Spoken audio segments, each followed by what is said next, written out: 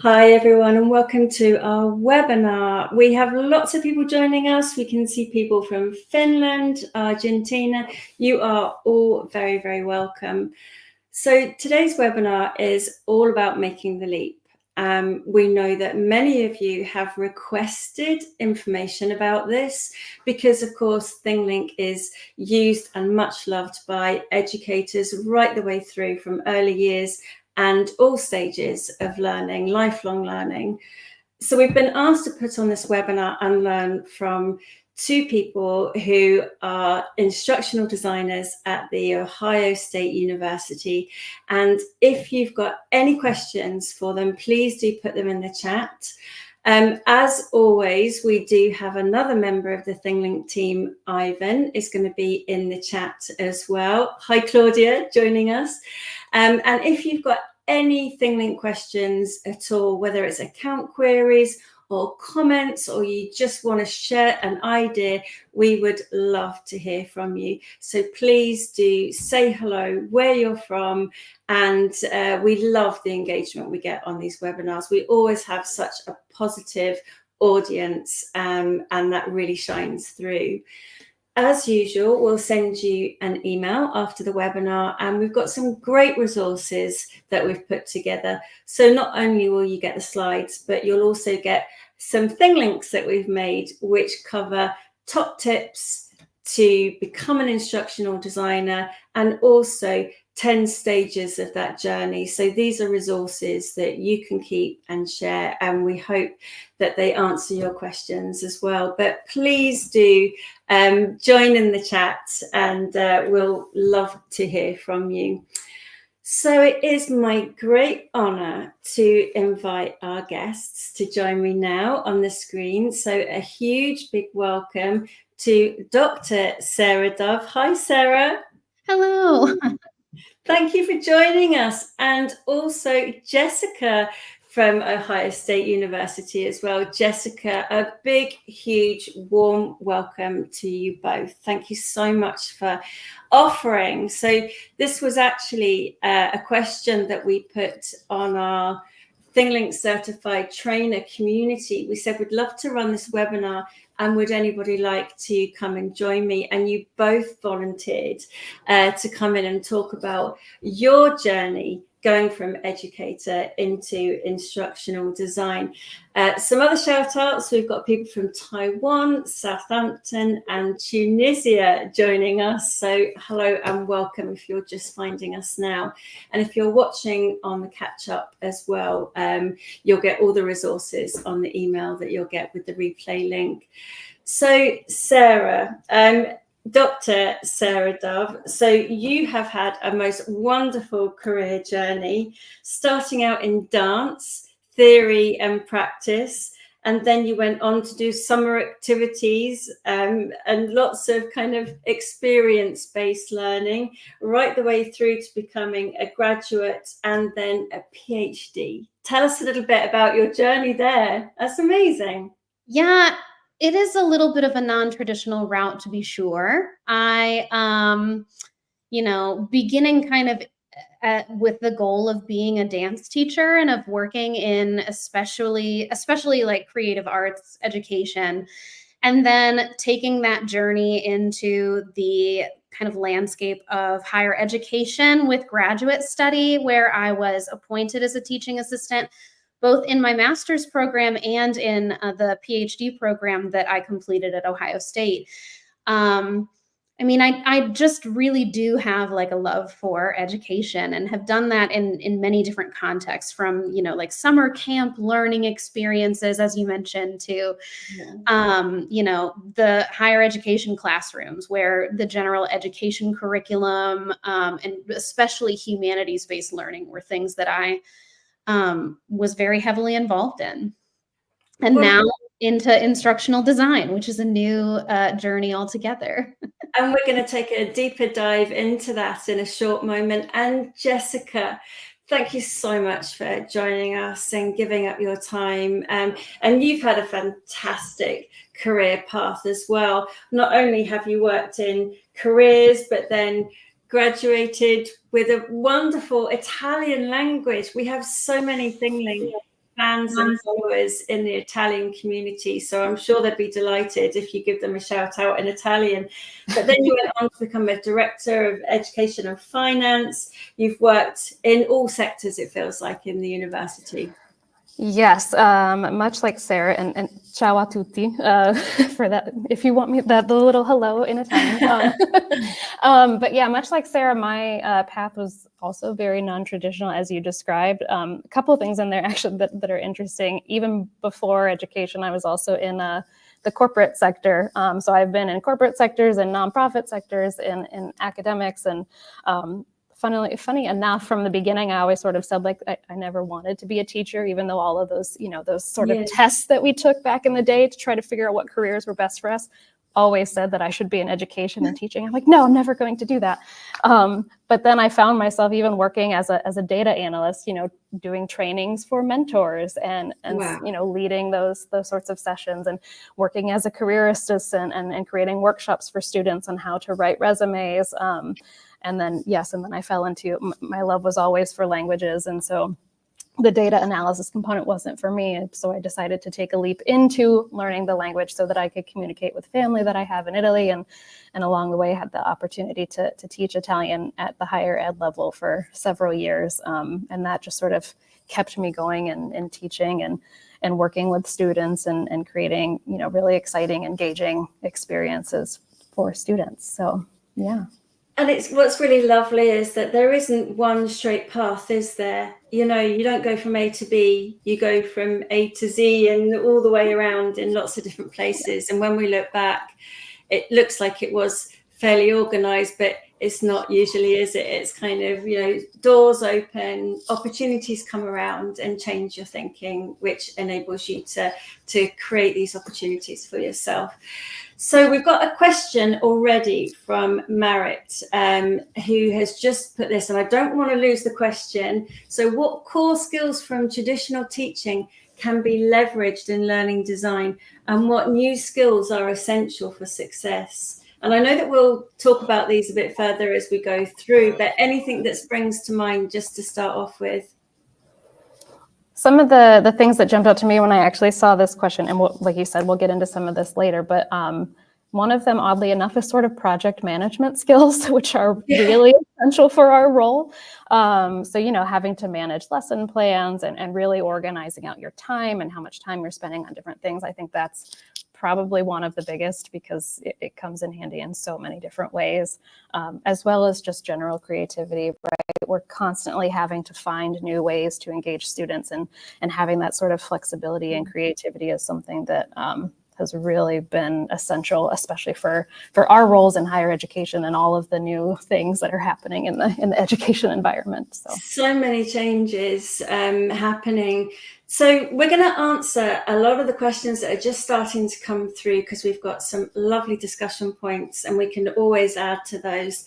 But just before we do, we always like to start our webinars with a little overview. Now, we hope that you'll love this new logo. ThingLink's had a little bit of a glow up as we move into this new phase of ThingLink's legacy and development, as we move on to new solutions, which really help educators to create those kinds of immersive, engaging experiences that you just mentioned there, Jessica. So if you didn't know, ThingLink was the brainchild of Ulla Maria Koivula, founder and CEO of ThingLink, and she created this vision of ThingLink almost 14 years ago. But the notion was to connect physical and digital worlds by making anything an interface for learning. And that has become so apparent recently, particularly when we're thinking about, we can take an image with a 360 camera or a phone, but we can also generate 360 images now using AI. So we can merge these worlds together, but also we can make anything interactive with AR. We can also add hotspots and add those layers of information in. So really ahead of its time.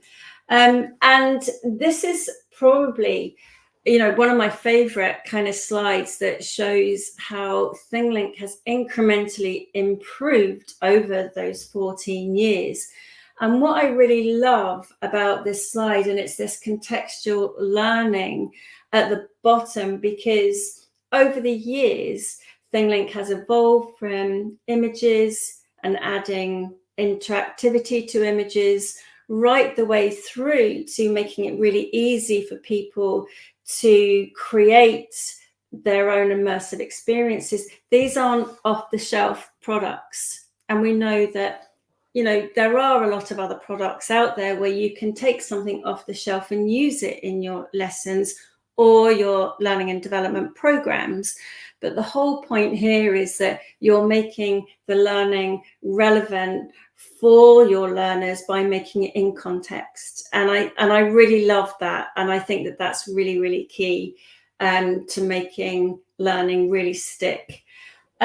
So yes, that's how ThingLink has evolved, and it's nearly 2025. It'll be here in a hot minute. So what does ThingLink look like as we go forward into 2025? Well, the ThingLink editor is only going to get better and better, and I'm going to give you a little overview of some of the new tags. One of the new tags that we've got in there. We've also completely transformed our ThingLink scenario builder, and of course that is a way to create those branching learning experiences, those pick your own path adventures that I know that you're going to share some lovely examples of. And just as you saw, there's vision and AR up there, where you combine what you've taken in terms of an image, and you can actually turn that into an augmented reality experience. So imagine if you had, like a blank room and you just had a few posters on there, you could actually turn that into a really exciting interactive experiment. You could create a whole science lab in a blank room, which I think is really hugely exciting.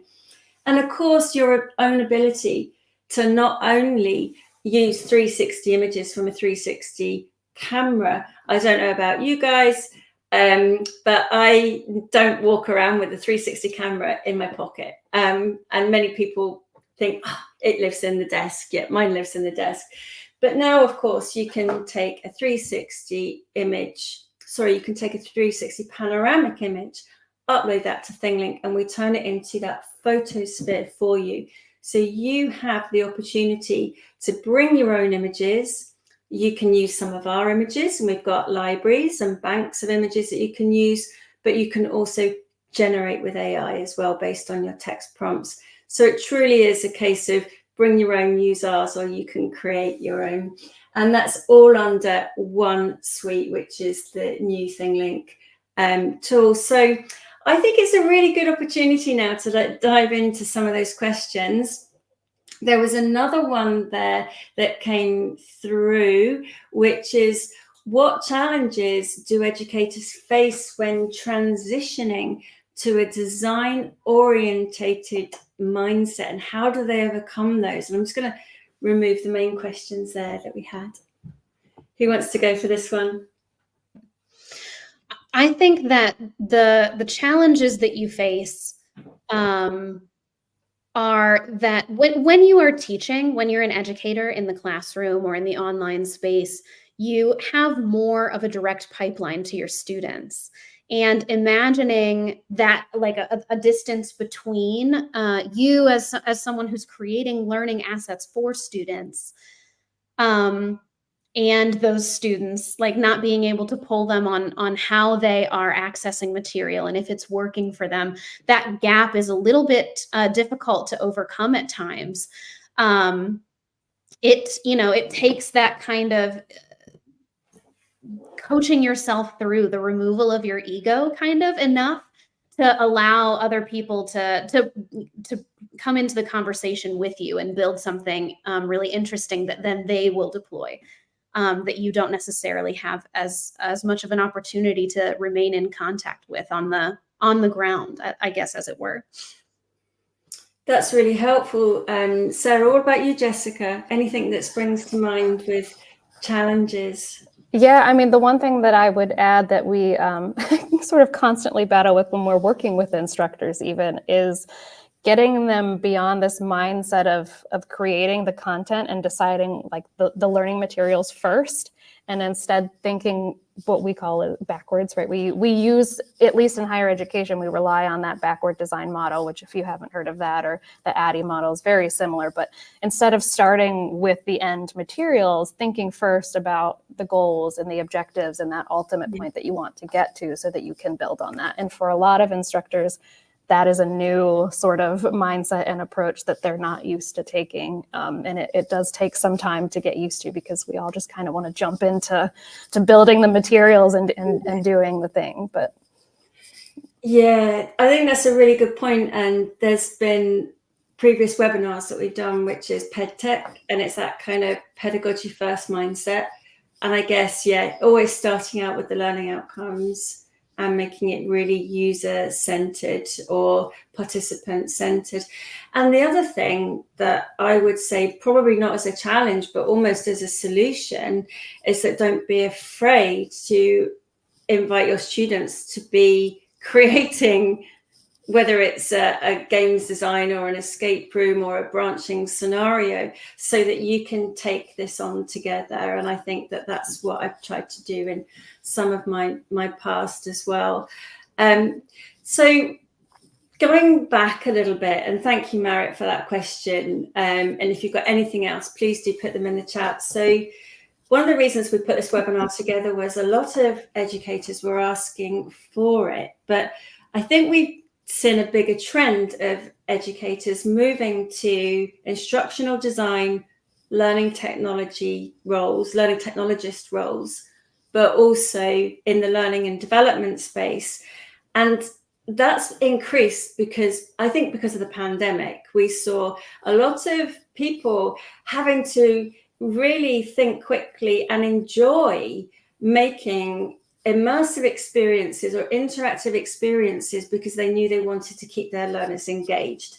So there was almost this demand for creating more engaging resources, and self-paced resources as well, so people could do them at home asynchronously, that kind of flexible and hybrid model, which traditionally has been more in the kind of adult learning space or andragogy.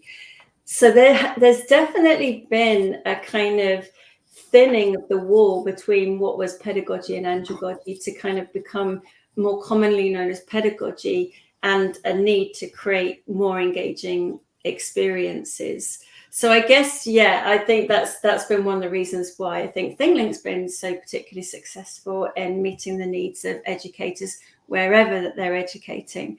There's one thing I mentioned there, which I thought would be quite good for your advice and thoughts on.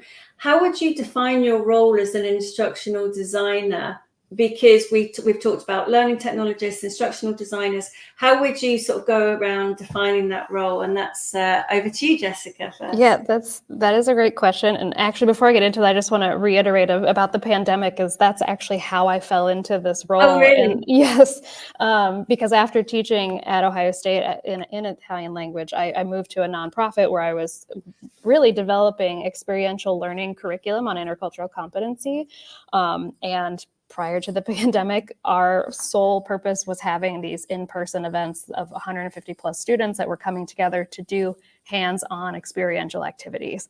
And so just going to a Zoom room during the pandemic was not an option for what we were trying to do. And so I was forced to sort of jump into finding these new ways of doing things and engaging materials, which led me to want to learn more and do more. So I just wanted to mention that before I jump into what is instructional design. And the way that I have been sort of defining it lately to a lot of people is that I see us as sort of a bridge between the instructor and the actual facilitation, and the content development and sort of IT in a way, right? Like we do a lot of HTML coding for some things. We do a lot of technical support with our learning management system. we're the ones responsible for, getting to know the tools that we support at the university that the instructors can use. And so we really kind of have to know the ins and outs of those tools. At the same time, as I mentioned earlier, we are project managers. We're sort of, trying to get multiple parties together and organizing timelines so that we can get, courses developed from scratch, or special projects like the sort of virtual tour that we shared a while back of the Orton Museum that we put together that involved a lot of different people and their involvement. And so, yeah, really, that's kind of how I would define it. We're sort of a support unit for the instructors, bridging that gap that's often a lot harder for them to make, just because trying to put all of the technology, like the understanding of the technology, on the instructor on top of being able to, know the content and develop the content, facilitate the content is a lot for one person. So we're there as a support role. And can I ask a supplementary question to that? Do you find that as you move forward, as well as keeping up to date with new technologies and, new ideas, which are always going to happen, do you find that some of the educators that you work with are developing their skill sets more? Are they learning with you? So you're not just creating resources for people, you are training educators to be able to use these independently as well. Absolutely. And when we get into some of those examples later, hopefully you'll see some of that, because that instructor in particular is one who has been sort of willing to take what I've put together and really learn how to do it herself. And that's ultimately our goal. Is, there are some times where we do build things for instructors, but we are trying to teach them these things gradually as we're doing so that they can eventually do it themselves. And that they must find that as a kickstart hugely rewarding when they get the feedback from their students, and they have positive feedback that not only celebrates what you've been creating, but also for them it must be really rewarding as well to see, how they can actually, create a better learning environment for their students. Yeah, and thankfully we have several examples of that from students who have, just emailed the instructor outside of class just to say how much they appreciated the time and effort that she put into that. That's hugely rewarding. Before I come on to Sarah to answer that question, there's a question here from Claudia. Claudia, who some of you will see has been on some of our previous webinars. She's just wonderful, and we absolutely adore Claudia. What are some key strategies for educators to shift from traditional teaching to design-orientated mindset that emphasizes creativity and problem solving and user-centered thinking in class? Who wants to go for that one? Sarah, do you want to go? Sure. I would emphasize that the skills that teachers need to be teachers, to be like pedagogues in the classroom, to kind of design their learning from the start, is design-oriented mindset already. So I think that educators are already really well positioned for a transition into learning design. Remembering that they have a strong foundation in the kind of pedagogy that they were able to learn in their educational journeys, as they were preparing to become teachers. And I would also kind of say that with that knowledge, leaning back into some of those really important or key learning theories will allow you to kind of identify and navigate some of the entry points into more design-oriented frameworks as well, like UDL is something that hits teachers where they are. Teachers are referencing UDL, but designers are also referencing UDL. So I think... Sorry, didn't mean to interrupt. So when you mentioned UDL there, I think we've also seen a much greater emphasis on accessibility. And yes. I don't just mean accessibility extensions and tools. I mean genuinely placing learners at the heart of your design so that you are making sure that design is catering for everybody, no matter what their kind of accessibility requirements might be. And I think that's helping people to think more deeply about the resources that they create. That's Jessica just joining us again. Here you go. Sorry about that. My computer okay. technology, right? No worries. So the next question I had was a bit more about, thank you for that, Claudia, and please do keep the questions coming, was about the steps that you've taken in order to transition into instructional design. So I don't know who wants to go first. Sarah, do you want to come in there, or Jessica?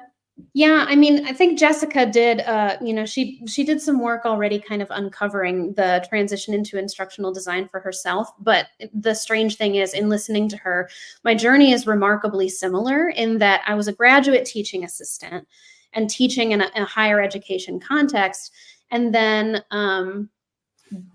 transitioned into working for a private online musical theater education company, which had kind of a basic structure for students to learn materials and then travel to either New York or Chicago or one of the cities in North Carolina for these kind of unified learning experiences that were in person.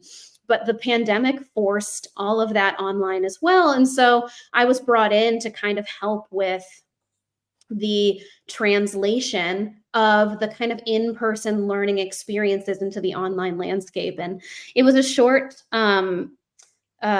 experience for me, but it was the gateway into instructional design in higher education.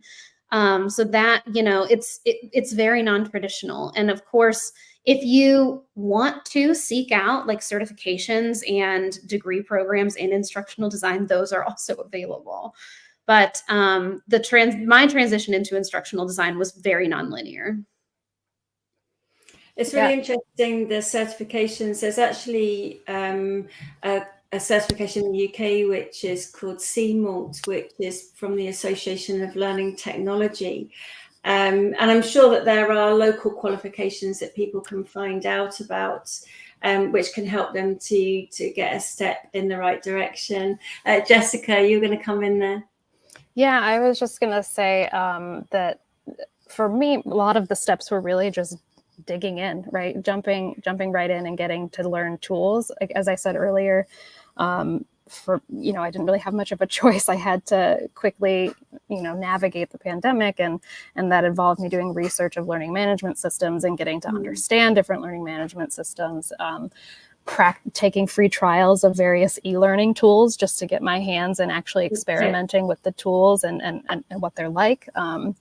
Playing around with different ones, right? So for me, a lot of it is really just trying to, if you can, find templates, playing with the templates so that you're not starting from scratch, but really just getting your hands on some of the tools.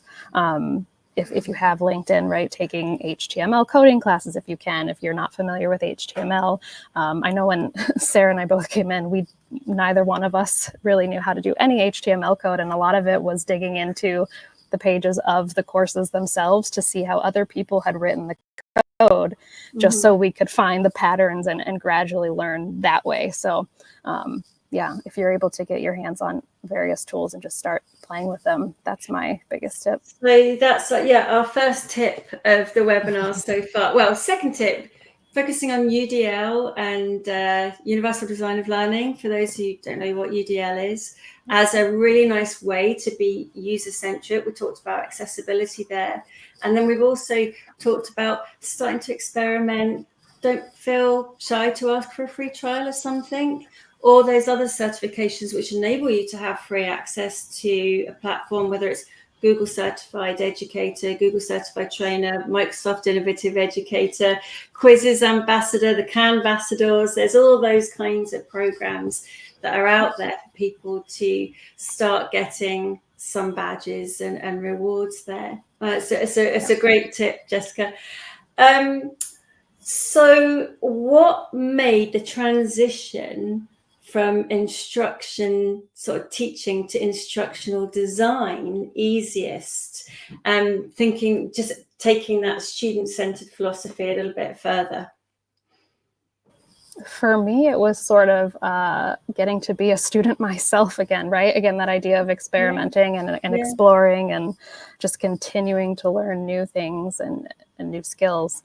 But also for me, again, when I was teaching, the thing that made teaching so impactful was seeing the effect and the impact that it had on students themselves. And so that's something that's sort of always driven what I do, and the ability to continue to do that, knowing that the work that I'm supporting is ultimately supporting students and their skill development and their engagement with education in general, right? My general goal is I do want education to be fun. I don't think it needs to necessarily be this thing that, everybody fears and sees as a checklist item. And so my own personal goal is to sort of get us beyond that. So that's lovely. And I think people have sometimes frowned at education being fun and referred to it as purposeful enjoyment instead. Yes. And talking about UDL, if you haven't seen the updates, UDL recently added joy and play to one of the principles for engagement. So I was very, very excited to see that.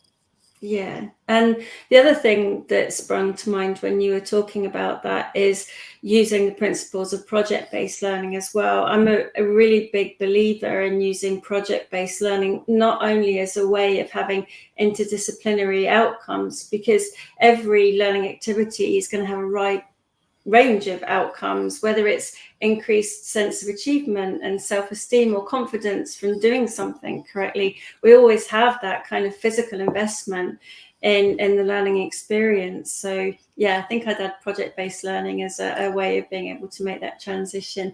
Yeah. Sarah, over to you. I would say that, what is it that teachers are so often doing, what are instructors so often doing, is thinking of creative solutions to deliver the learning with the most impact. And those skills are easily transferable. The way that you need to kind of approach your own learning to get more into an instructional design mindset, but also the way that you are able to kind of coach instructors and subject matter experts that you work with through the kind of creative problem solving skills that are needed to deliver the learning content to meet the goals that they want, was kind of a very, a lovely transition. It was a joyful transition for me, at least, to kind of be able to lead people through that experience. There's a question that's just come in the chat. How do you go from teacher to designer? How to identify a market? The market question is a difficult one, I think, in terms of knowing exactly where to land. It's been a struggle in the kind of instructional design landscape to know whether higher ed, where I have been and continue to be, is the place to remain, or whether the private sector is something worthwhile to explore.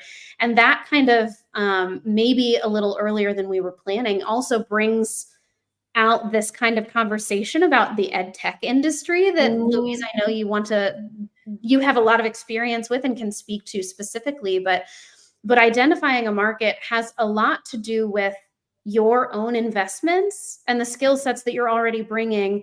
And then most importantly, the way that you kind of imagine yourself as, a professional and your career goals. So that's not a very easy question to answer. And I'm sorry, my answer was not direct at all. It's fine. I think there's probably more of a market, it's Rachel Sargent that asked that question, than there has been. And partly because I think organizations, companies have realized that HR, learning and development, professional development is so much more than a tick box. And you've seen on previous webinars, we've joked about, kind of click-through training. And I don't know about you, but, I've done training in the past in previous jobs where it was just a set of PowerPoints or watch this video. And then, you could watch it and leave your video on and go away and come back and stop it. And it would know that you'd watched it. We've gone so much further than that because people have become more invested in their workforce, I think. Not just because of mandatory training, but genuinely realizing the value of employees and also the value of and the importance of soft skills, or those kind of skills that are enduring in a world when we've got increasing access to tech. So we still need to have that ability to be critical, analytical, all of those things that are vitally important. And I think that organizations are genuinely more invested in creating that culture of innovation for their staff as well, with some really interesting programs that support that thinking as well. Yeah. So hopefully that answers some of your questions. I was going to add just one other thing. If it's more about identifying particularly a market where you think you would fit in, the biggest thing for me was also just interest in the type of content that I would be working with. And for me, there's a big difference between being an instructional designer for a corporation versus being in higher ed, where in higher ed, I'm getting to work with multiple fields of study and constantly have this variety. And whereas corporations may be a bit more restricted, to the types of materials and content that they're working with. So that's just one other thing that I would mention, is to think about the things that interest you, because for me, if I wasn't working on content that I was really passionate about, I think it would be a slightly different, a different story. But you've got to believe that it's going to do the job in terms of the learning outcomes. You want it to be successful. So the next question that we have on our list is about some of the biggest challenges that you face in your roles.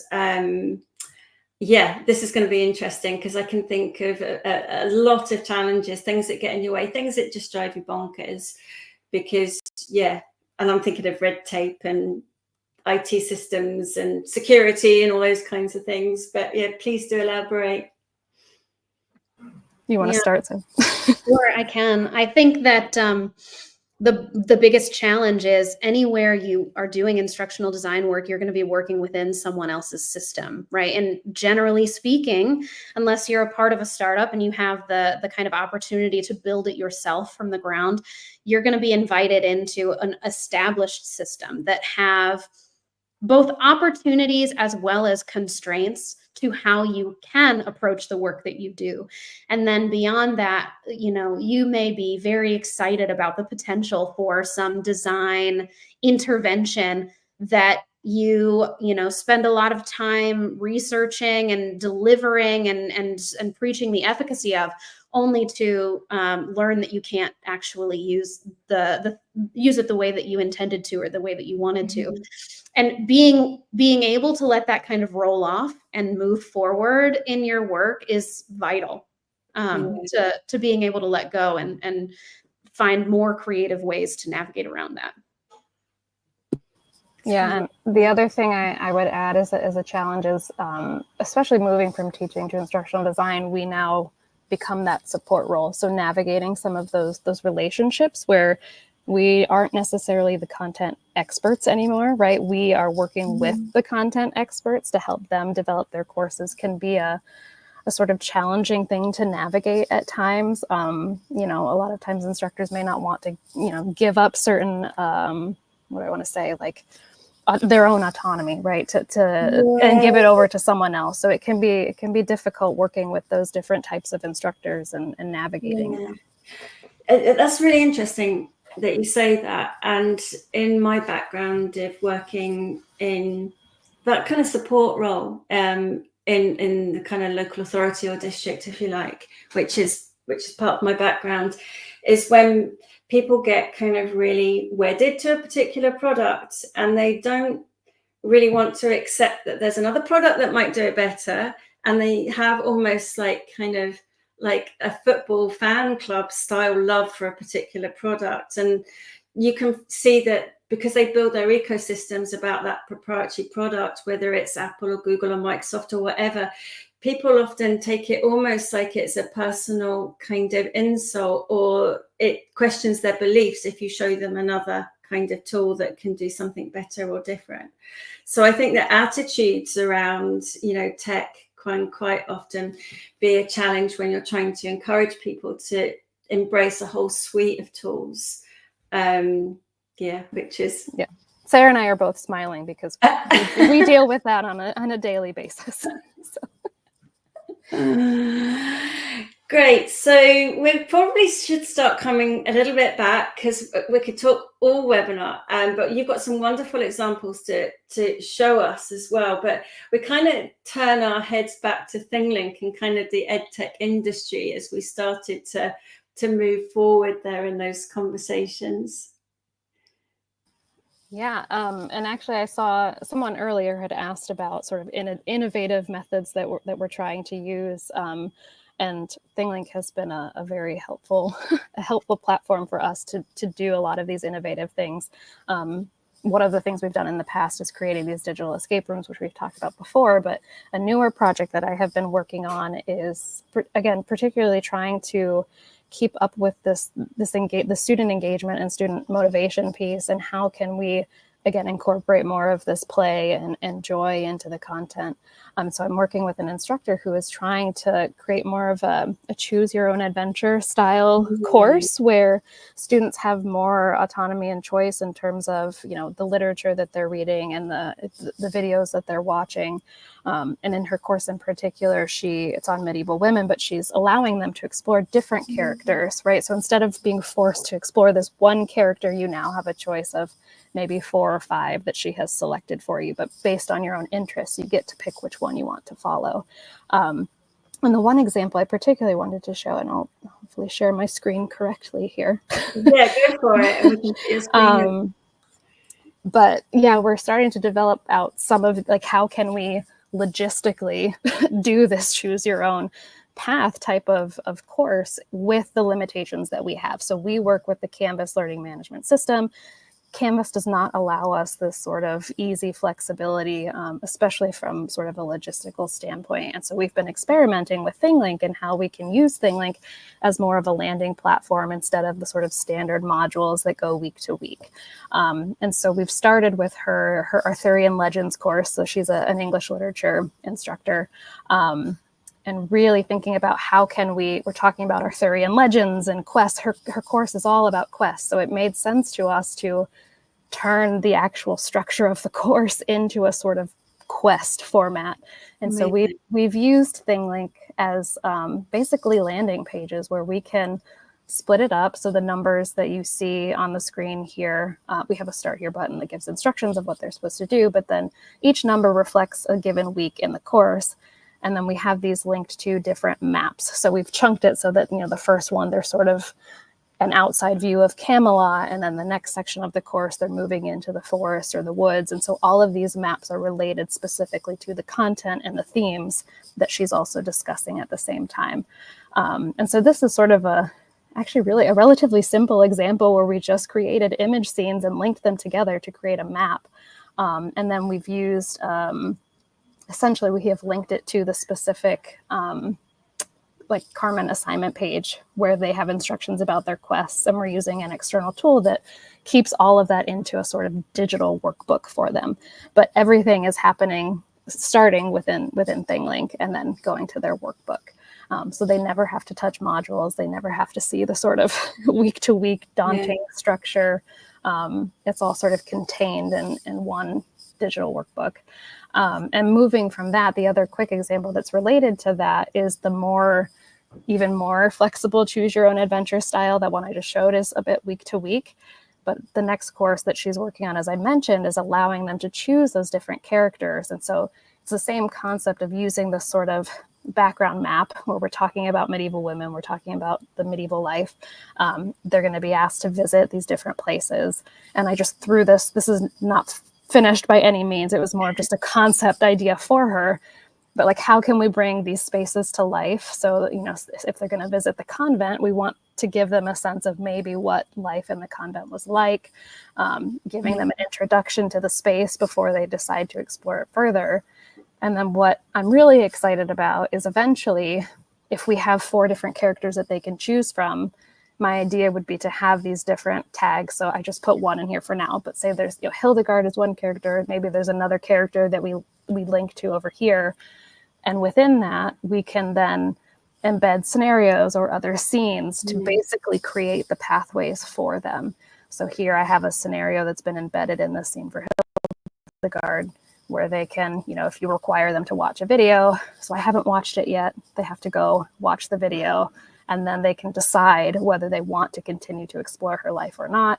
If I do, I can click continue. And then again, using these embedded scenes to link to PDF readings or to, link to PowerPoint slides or whatever the materials are that she wants to share with them on that particular character. So that's sort of the next innovative approach that we're experimenting with.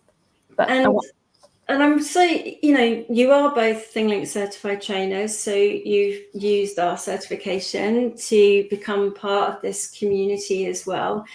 And I just wanted to say, with my own personal journey with ThingLink, I approached ThingLink and said, I absolutely love the product, because I didn't think there was anything else out there at that time that did what ThingLink did. And there was a comment that's just come through in the chat, which is about younger learners. But those interactive choice boards can be for any age, or taking an image and putting young people's voices in it. So another tip, if you want to get into the ed tech side of it, don't be afraid to contact a favorite tool, develop ideas, as Jessica's just done, develop really nice examples that showcase their product as well. Do reach out to them, and you never know where it may lead. I know a lot of people that have really found something they think, is really going to make a difference to learning and teaching. And then they found that kind of community role, or not just an evangelist role, but something which is really genuinely making a difference. I'm just going to share my screen back here now. Time is moving on.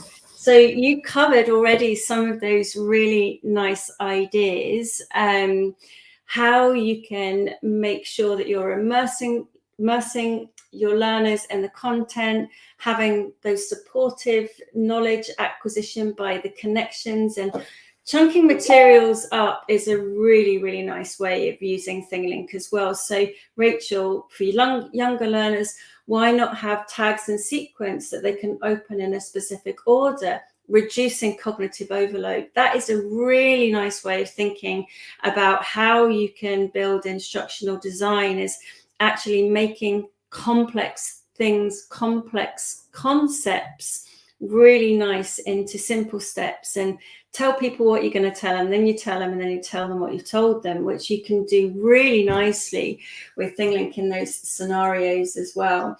So you highlighted there those choose your own adventure type examples, which again, like someone's just put in here, their 11-year-old has made I guess that's kind of Dungeons and Dragons. But also, if you saw a webinar a few webinars ago, because we're doing these every Wednesday now, somebody, it was at a university, they had a place that everyone goes to for a kind of site visit, but they made a virtual field trip of that site visit by building the narrative about what it would have looked like in the 1600s when the plague was there, using AI and our tools for creating 360 images. And then you clicked through the tour and then went to the actual place. There is so much there that you can do with it. And then we've got, the tailored adult learning. I don't know if you want to come in here, Sarah, and talk a little bit more about that. I can be very brief here to say that, what you have with Jessica is like a queen of innovation. And I'm going to talk on a much more practical level about some of the things that have just come up in the conversation, which is to say that you don't have to always imagine a new innovative idea. You can just kind of use ThingLink to do that critical chunking, to do a more guided experience. And I think that I'm not sharing the right screen, am I? Yeah, you are. I can pop it on. There you go. Oh, my bad. Nope. Okay, so here we have this experience that I'm working with the Department of Psychology in the College of Arts and Sciences on a specific study that is tailored to adult learners over the age of 55 who identify with some cognitive loss. They self-identify with some cognitive loss. And with that in mind, it's very important to be clear, to be direct, but also to deliver content in a way that people feel like they won't get lost in. And ThingLink was really critical in this. This is just a preview of the way that the LMS that we're using to build this experience looks. But getting into the kind of design side of things where we have like integrated with like some clear directions, these ThingLink experiences that learners can go through. And the one I want to show is here on this next page, where they start with like a top level learning page. They know that they should click on them in numeric order to come into this learning design, that they can return to the home page and then go to their next lesson, where this kind of like very clear pulsing icon leads them through the parts of their learning that they're meant to engage with. So they have this kind of the attitude ability to read through directions. They have their practice videos, which are built in, and then they have a moment to reflect. And it follows the same pattern every time. It's a logical pattern. So it's something that they become accustomed to, and that there is this kind of regularized approach to their learning. And ThingLink helped to reduce like the kind of amount of scrolling that would be necessary to deliver all of this content on a single page, or the amount of having to click through multiple pages, and really puts it in this lovely, neat little package. So it's not particularly like, it doesn't shatter the earth, this kind of design, but it is so helpful and so pedagogically sound that it really allows us to deliver this content to an audience who are not necessarily ready for the kinds of learning that require them to like make these hugely autonomous choices. So it's beautiful on that front as well. And I've really appreciated being able to use it in this context.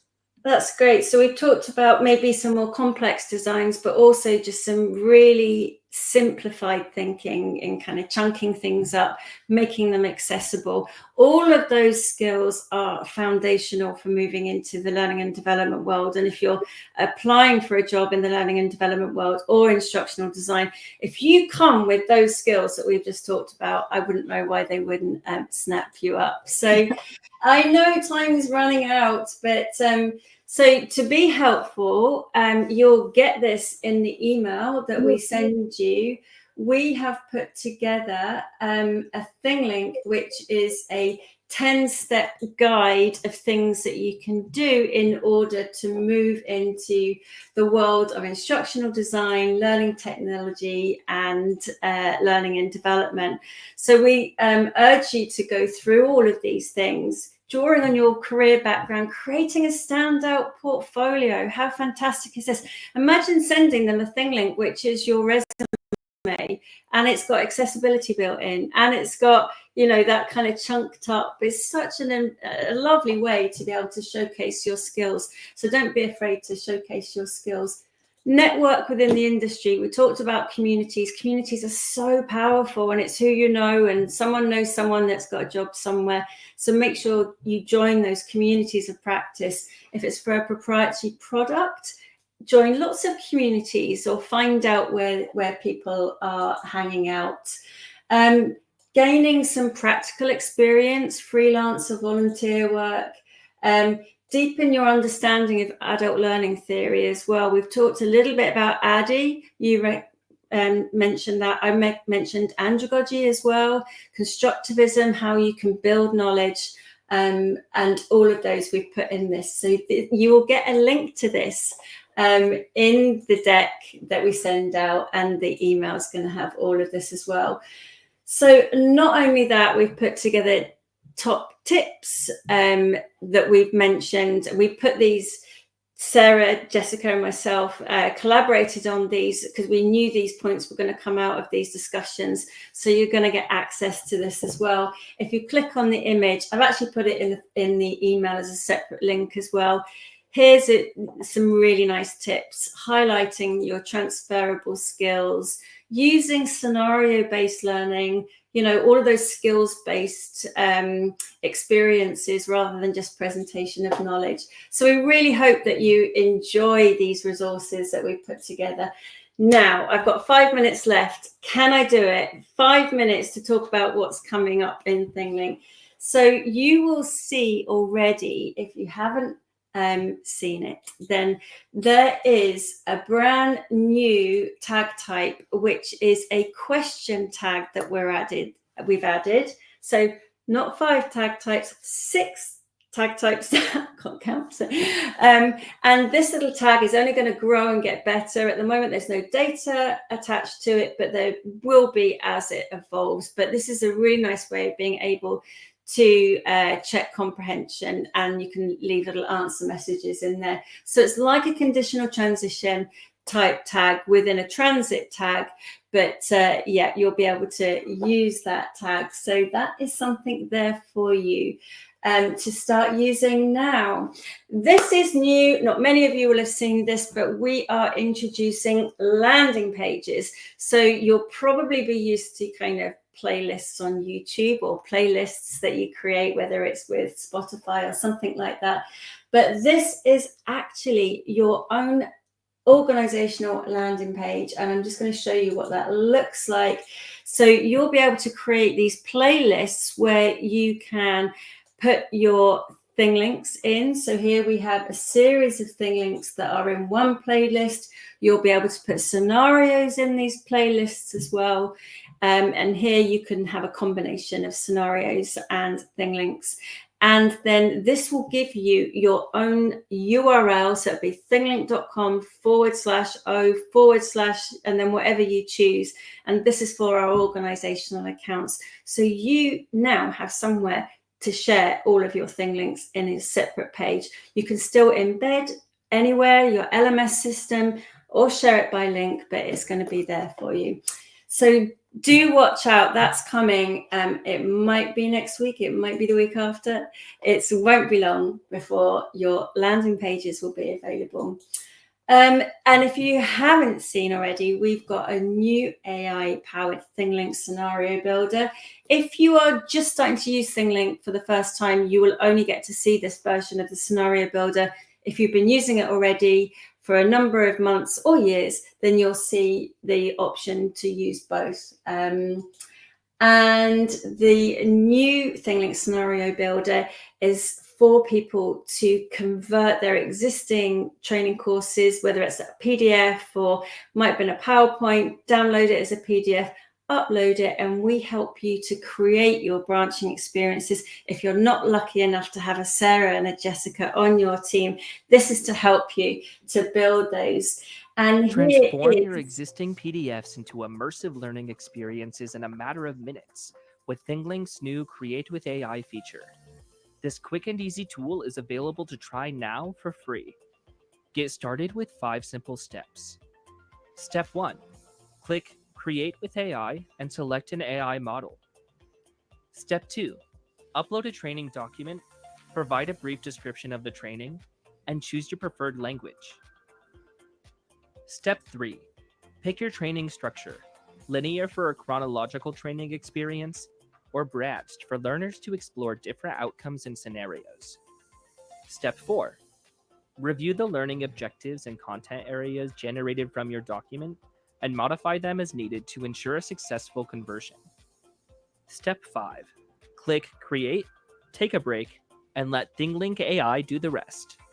After following these 5 simple steps, you'll see an outline for your new immersive learning experience with options for further editing and customization, such as uploading images, selecting a tour, embedding content, or utilizing ThingLink AI to generate images, improve text, or create a new immersive block for your learning experience. After making your final review and edits, you'll be ready to share your training with your team in no time. Congrats! How cool is that? And yeah, I mean, it's going to be out. It's out now, so you'll be able to go and have a play with that. And next Wednesday, the November the 13th, we are having an overview of the new ThingLink scenario builder, and we'll be going right into how to use it and make some nice examples. You can even email us a PDF and we'll create it for you there on the webinar. But we'll be going right the way into that new scenario builder. So please do sign up and join us for that webinar. That's next Wednesday. So all that's left to say, there's been so many helpful things that you've been sharing with us throughout this webinar. And we've put those into those thing links for people, but there's obviously been some other discussion as well, which has just been phenomenal. So thank you so much, both of you, for coming on to share your journey from educator into instructional design.